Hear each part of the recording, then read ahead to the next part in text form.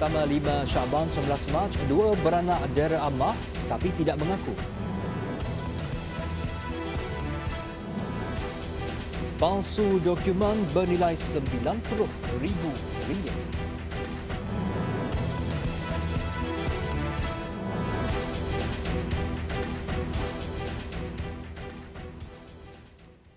Bismillahirrahmanirrahim. Assalamualaikum warahmatullahi wabarakatuh. Berita Al-Hijrah malam ini bersama saya Adi Akmal Syahrom. Dua beranak perempuan mengaku tidak bersalah di Mahkamah Session Butterworth hari ini atas pertuduhan melakukan kekerasan terhadap pembantu rumah wanita warga Kemboja Februari lalu. Teo Beng Sim 56 dan anaknya Teh Hui Fung 36 tahun membuat pengakuan itu selepas semua pertuduhan dibacakan dalam bahasa Mandarin di hadapan Hakim Nur Aini Yusof. Kedua-dua tertuduh didakwa secara bersama memperdagangkan soy rom yang berumur 27 tahun bagi maksud eksploitasi pengabdian dengan cara kekerasan. Kesalahan itu dilakukan di sebuah rumah di nombor 20 Jalan Perpaduan Kampung Baru Bukit Mertajam pada 24 Februari lepas. Kedua-dua tertuduh didakwa mengikut Seksyen 13 Akta Anti Pemerdagangan Orang dan Anti Penyeludupan Migran ATIPSOM 2007 dibaca bersama Seksyen 34 Kanun Keseksaan. Jika sabit kesalahan, boleh dipenjara 3 hingga 20 tahun dan denda.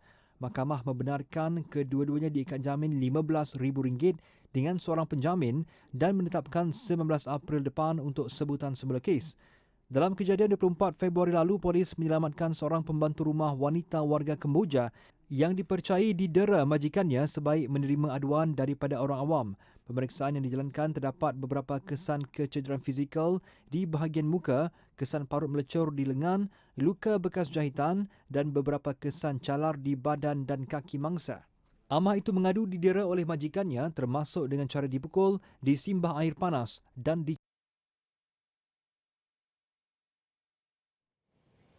Di Perlis, seorang lagi pembantu penguatkuasa Jabatan Pengangkutan Jalan JPJ negeri itu direman bagi membantu siasatan berhubung kes penerimaan suapan dianggarkan berjumlah RM88,000. Perintah reman selama 3 hari sehingga 21 Mac. Suspek disyaki menerima rasuah daripada proksi sebagai dorongan untuk tidak mengambil tindakan terhadap pemandu lori yang melanggar undang-undang. Penahanan lelaki berusia 54 tahun itu adalah susulan daripada penahanan dua lagi pembantu penguatkuasa JPJ Perlis pada Selasa lalu. Malah suspek dipercayai menerima suapan dianggarkan sebanyak RM5,000 setiap bulan berdasarkan transaksi proksi berkenaan yang bermula dari 2018 dan 2019. Terdahulu, suspek ditahan di Pejabat SPRM Perlis pada 5.40 petang semalam menerusi Op Sukat SPRM selepas dipanggil untuk membantu siasatan berhubung kes itu. Sehingga kini, 4 individu termasuk seorang orang awam ditahan bagi membantu siasatan berkenaan kes itu di Perlis.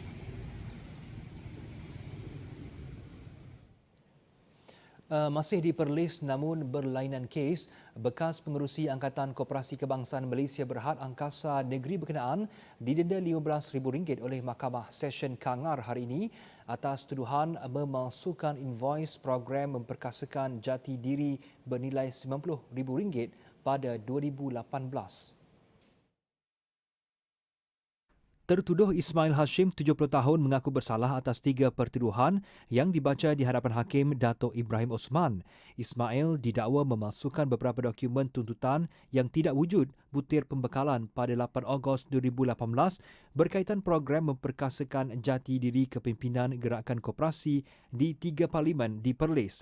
Kesemua kesalahan tersebut didakwa dilakukan di Pejabat Angkasa di Petaling Jaya, Selangor. Mengikut kertas pertuduhan, tertuduh yang juga Pesara Telekom Malaysia Berhad TM telah memberikan 3 invoice pembayaran syarikat MFAB Enterprise masing-masing bernilai RM30,000 yang dipercayai merupakan invoice palsu.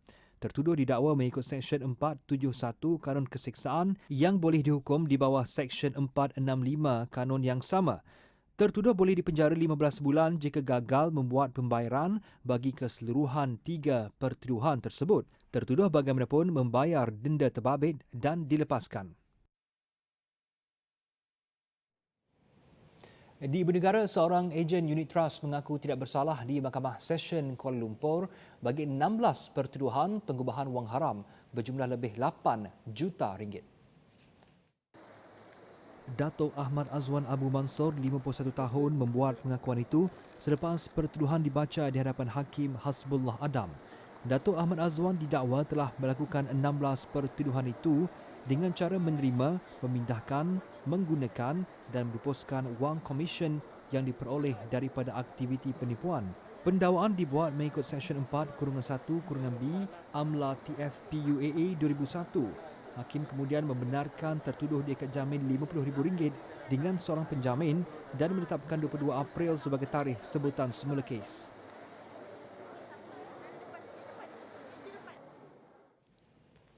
Sultan Perak Sultan Nazim Uddin Shah menegur tindakan sesetengah pihak yang mengambil kesempatan menjadikan mahkamah gelanggang menegakkan benang yang basah terhadap perbuatan jenayah mereka.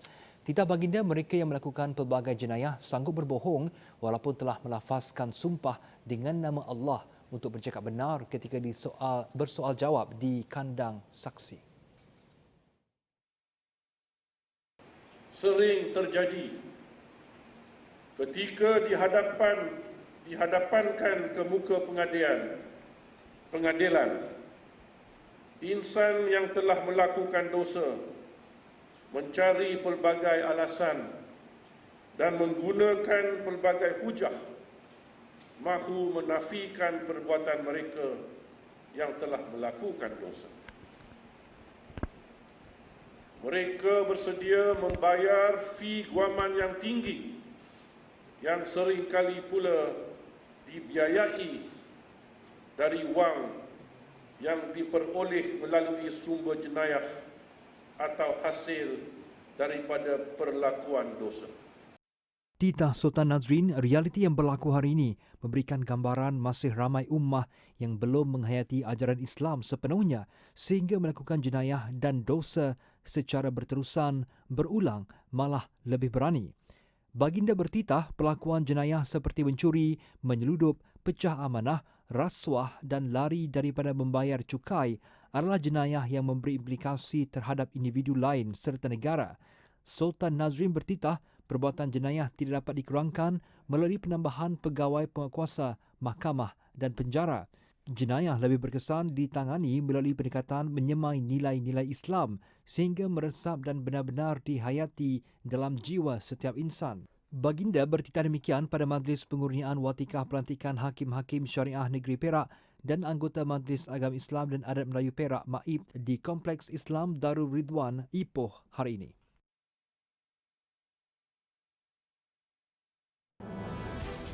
Cucuk vaksin ketika Ramadan tidak membatalkan puasa.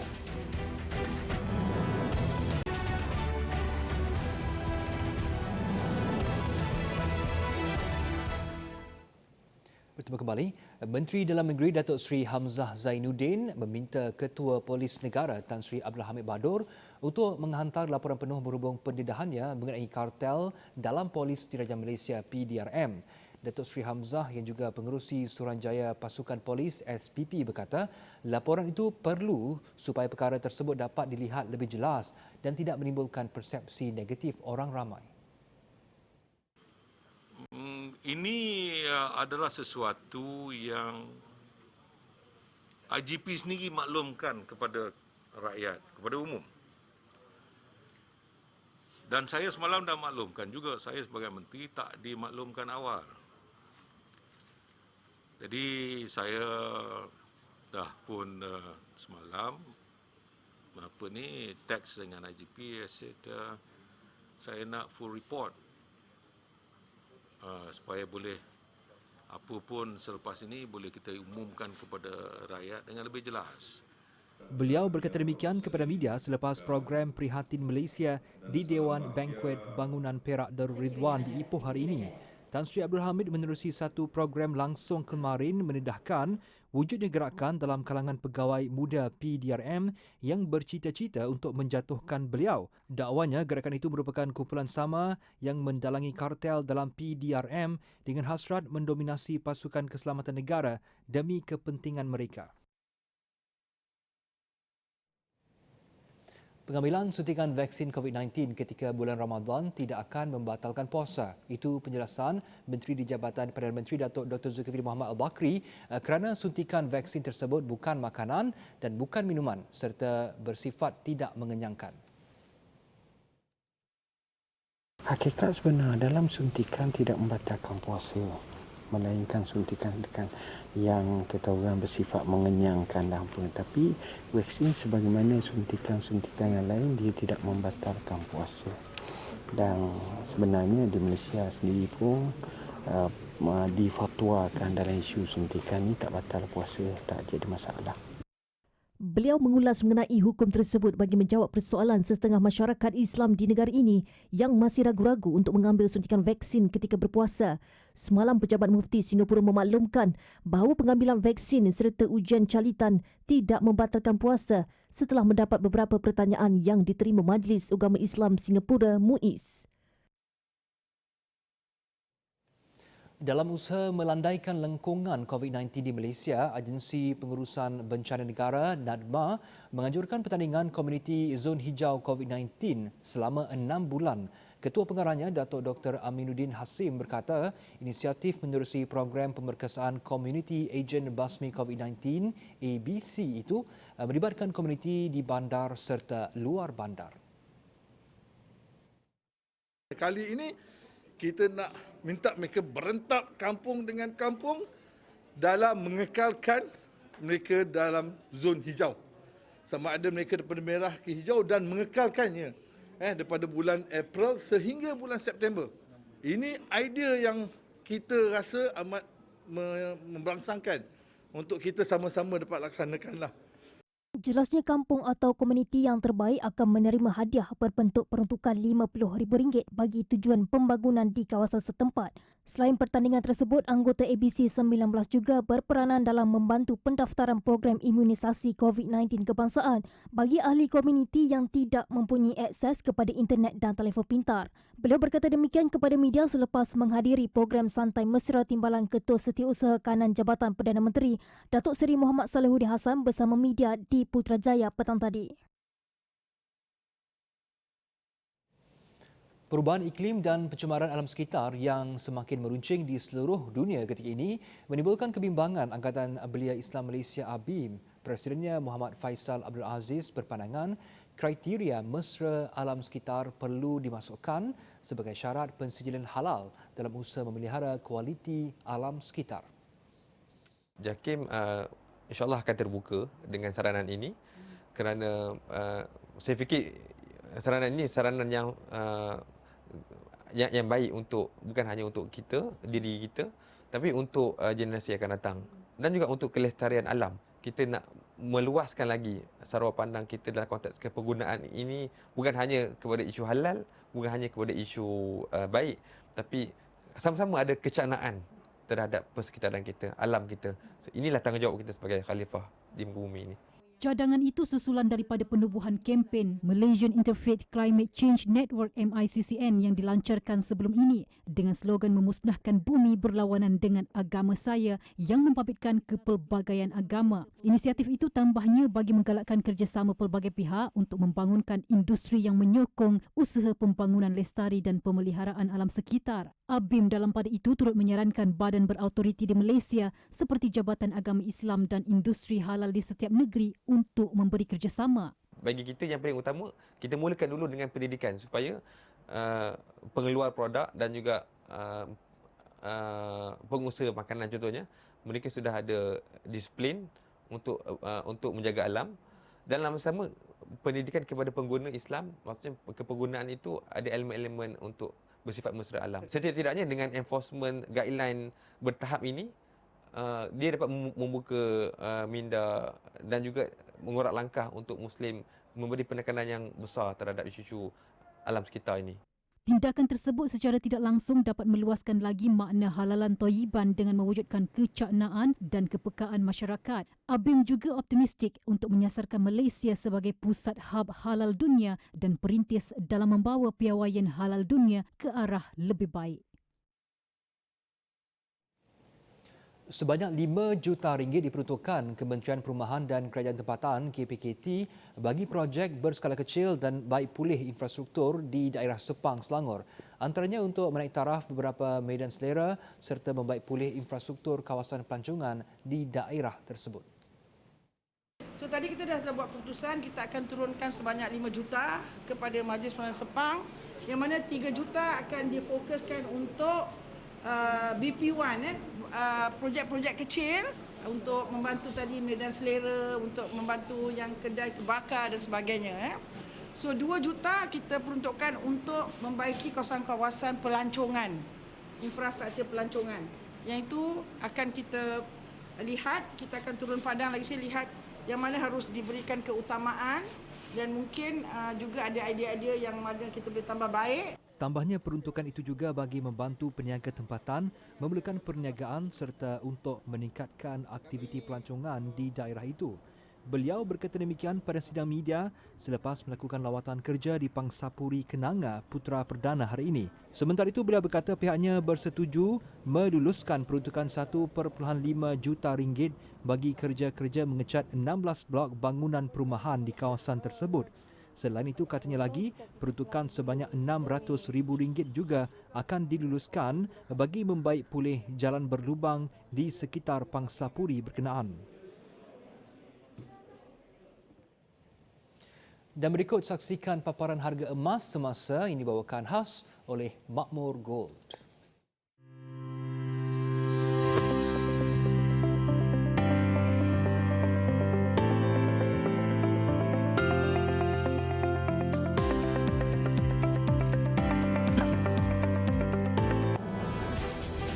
CEO TV Al Hijrah terima anugerah.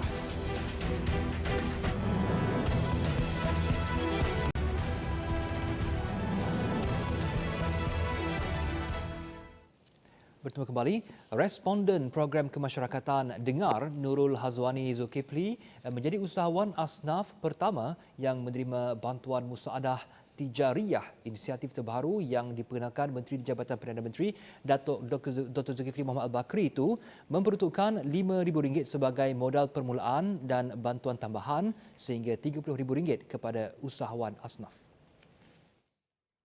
Sumbangan kepada Nurul Hazwani disampaikan sendiri Datuk Dr. Zulkifli ketika siaran langsung program Dengar yang juga merupakan program cetusan ideanya. Menurut Datuk Dr. Zulkifli, bantuan tambahan sehingga RM30,000 akan diberikan kepada usahawan asnaf bergantung kepada prestasi perniagaan pemohon selama 6 bulan. Mengulas lanjut bantuan musaadah tijariyah katanya akan disalurkan ke semua negeri melalui agensi-agensi agama di bawah Jabatan Perdana Menteri JPM Hal Ehwal Agama. Sebagai contoh program Dengar ni, kita ada tim TV Hijrah yang buat satu homework yang baik daripada rumah lagi sampailah kepada studio ni. Kedua, kita ada tim Mawid yang dapat menyelesaikannya. Ketiga, kita ada Amanah Ikhtiar yang beri pandangan. Jadi kolaborasi keseluruhannya itu, di samping kita tengok Lembaga Zakat Selangor sebagai contoh, kita dapat mengenal kadang-kadang mereka terlupa siapa sasaran yang sepatutnya mereka rojok dan bagaimana bentuk bantuan yang mungkin mereka dapat. Dengar yang bersiaran secara langsung setiap hari Khamis jam 9 malam membawa responden ke studio untuk berkongsi masalah selain membawa agensi berkaitan untuk mencari jalan keluar dan menghulurkan bantuan. Ia dihoskan Wan Kamarudin Wan Ibrahim dan Hizman Huzair. Ketua Pegawai Eksekutif TV Al Hijrah Namanzi Haris diiktiraf sebagai top yang CEO 2020 bagi kategori industri media dan penyiaran menerusi anugerah berprestij oleh Ikon Malaysia. Penganugerahan itu jelas Namanzi adalah manifestasi kepada usaha keras kaki tangannya dalam rangka hala tuju dakwah stesen televisyen berkenaan selain menjadi penanda aras bagi melakar lebih banyak kejayaan dan pencapaian. Tanpa sokongan semua pihak, Namanzi mengakui adalah sukar untuk membawa stesen TV berkonsepkan dakwah itu setanding dengan stesen TV tempatan dan antarabangsa yang lain. Pertamanya dengan penganugerahan ini juga merupakan satu bentuk motivasi, tapi dia juga merupakan satu bentuk tekanan yang baik kerana dia merupakan satu anjakan kepada penanda aras yang baru. Semoga kita akan terus melakar kemenangan ada beberapa anugerah yang TV Hijrah dapat. So hopefully dengan penganugerahan ini dia memacu TV Hijrah untuk membina satu media yang berdaya saing dan mengekalkan media TV Al-Hijrah sebagai media dakwah kepada kita. Selain mengiktiraf kepimpinan tertinggi organisasi yang diterajui golongan muda dari pelbagai bidang, 100 Top Young CEO 2020 turut memberi penghargaan kepada kejayaan usahawan muda. Anugerah berprestij ini diadakan di Majestic Hotel Kuala Lumpur dengan disempurnakan Menteri di Jabatan Perdana Menteri Tugas-Tugas Khas Datuk Seri Muhammad Ridwan Yusof. Turut menerima anugerah sama Ketua Pegawai Eksekutif Majlis Perundingan Islam Malaysia Dr. Sani Arabi Al-Kahiri dan barisan selebriti antaranya Nabil Ahmad dan Tia Arifin. TV Al-Hijrah sebelum ini telah merangkul pelbagai anugerah antaranya anugerah The Brand Laureate The World's First E-Branding Award bagi kategori anugerah rakan strategik perniagaan Asia Halal Brand Awards 2019 dan sebagainya. Kementerian Pembangunan Usahawan dan Koperasi melalui agensinya SME Corp Johor komited dalam memastikan pembangunan PKS di negeri ini terus diperkasakan. Ia bertujuan meningkatkan daya saing golongan itu menerusi bantuan bersepadu yang meliputi khidmat nasihat, bantuan teknikal, latihan dan sokongan kewangan. Apabila MCO pertama ataupun PKP pertama dilaksanakan, Malaysia adalah satu negara di dunia yang memberi dana yang begitu besar sekali apabila 260 bilion dikeluarkan oleh pihak kerajaan dengan dalam prihatin pertama. Dan hingga prihatin yang kedua dan penjana kita dah mengeluar 300 lebih bilion pada ketika itu. Jadi kita di kalangan negara yang begitu berjaya sekali memberi dan memberi bantuan kepada pihak peniaga-peniaga seluruh negara. SME Corp yang bertindak selaku agensi pelaksana bekerjasama dengan kerajaan negeri dan pelbagai agensi berkaitan menyediakan bantuan dan sokongan teknikal kepada syarikat PKS Bumiputera di seluruh negara. Bantuan kewangan yang disediakan dalam bentuk geran itu bertujuan untuk membantu syarikat PKS menjadi kompetitif dan berdaya saing di peringkat domestik dan serantau. Beliau berucap pada majlis makan malam dan sesi dialog awam bersama Persatuan Usahawan dan Dewan Perniagaan Negeri Johor malam semalam. Menangguk merupakan aktiviti menangkap ikan secara tradisional yang telah digunakan oleh masyarakat terdahulu sejak lebih 100 tahun lalu. Ia menjadi sumber pendapatan bagi mereka yang mencari ikan hanya menggunakan tangguk, serkap serta serampang. Di Kampung Gong Baru, Kuala Terengganu, aktiviti ini masih dilakukan. Tangguk yang diperbuat daripada rotan dan buluh yang kini amat susah diperoleh masih digunakan. Menurut Muhammad Hanafiah Ismail, dia dan penduduk akan mencari pelbagai jenis ikan di alur sungai Kampung Gong Baru secara beramai-ramai ketika tiba musim mengetam padi. Antara ratusan ikan darat yang berjaya diperoleh seperti ikan keli, puyuh dan sepat. Kerana bagi orang tua dulu ni, nangguk ni adalah satu tradisi. Mana selepas habis membuat padi ataupun mengetam padi, mana air di baru ataupun di sungai tu kering, dan dia orang ni suka membuat nangguk ikan. Kadang-kadang ikan lapang ada, ikan selat ada, dan ada juga udang berah.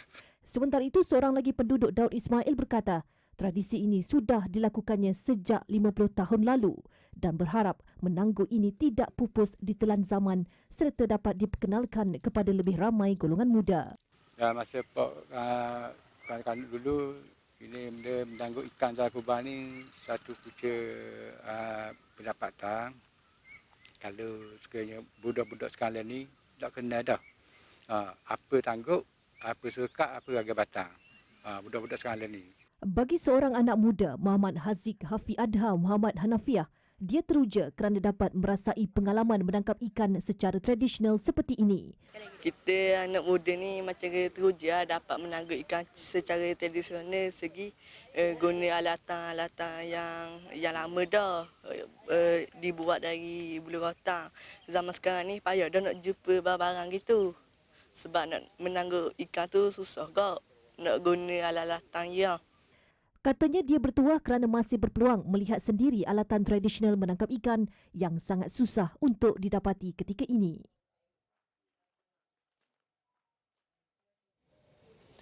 Dengan itu sekian berita Al Hijrah. Terima kasih kerana menonton. Assalamualaikum warahmatullahi wabarakatuh.